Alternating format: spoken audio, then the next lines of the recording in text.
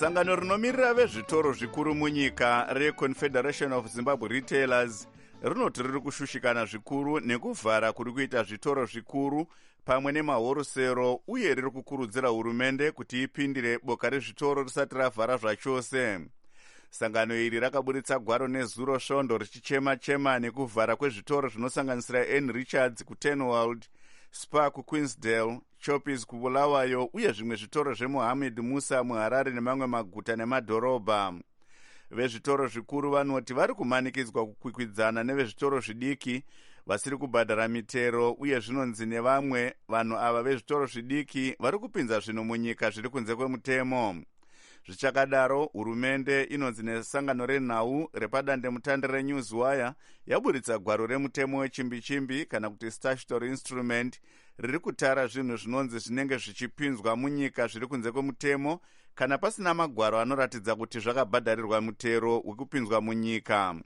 Zvinhu zvatarwa mugwaro iri zvinonzi zvinosanganisira zvinodhaka, zvinwiwa zvinodhaka pamwe nezvisingadhake, simende, mbatya, bhutsu, shuga nemupunga.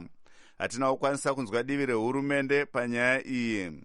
Mukuziya nezvenyaya iyi tabata nyanzvi mune zveupfumi achidzidzisa paDurban University of Technology muzvinafundo Gift Mugano kuti tinzwewo maonero avo.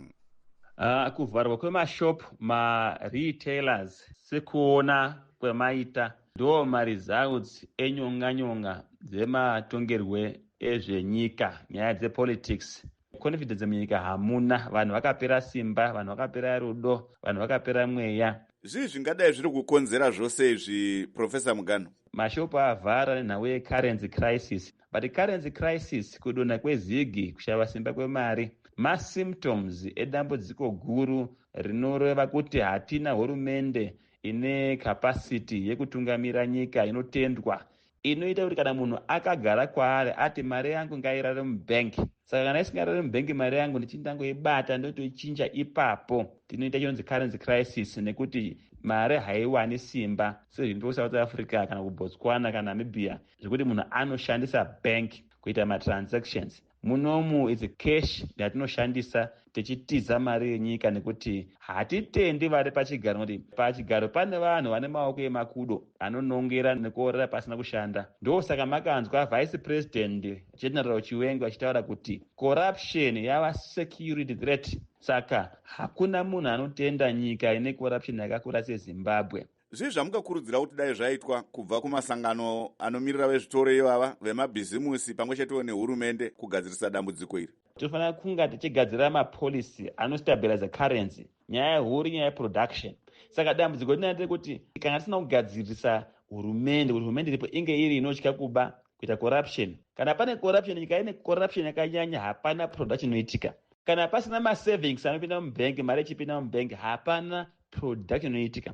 Saka hurumende inofanira kutrustwa nevanhu. Saka chekuti tanga kudzoka back to politics. Zvese zvema-association zvimotaura zviri kwaye ma-association agara chingochema ema-retailers. Vanyora tsamba, vari kungobunguza, veCZI, veConfederation of Zimbabwe Industries, vanenge vachingoridza mhere. Vari kuridzira mhere kumunhu asingazivi zvaanoita, because hurumende yamunanga iri incompetent. Ndezvipi zvimwe zvazvinokonzerawo kune vezvitoro pamwe nevatengi? Tasvika panguva yeprice control yanga iriko yaini 2008, mitemo inonga yatengwa nehurumende yekudzikisa maprice. Price yemare inonzi exchange rate ndiyo price yemare, foreign currency, ndiyo iri kucontrolwa neReserve Bank veishandisa inonzi Financial Intelligence Unit. Ndiyo yaita kuti mare ishayiwe simba, ndiyo yaita kuti mashops abroke, nekuti vari kumanikidzwa vakabatirwa hamera musoro kuti shandisa official rate, apa black market rate iri kure. Saka ndiyo zvaita makambani adonha, asi kwezvabvira yepolitics, nekuti hatina hurumende inotendwa.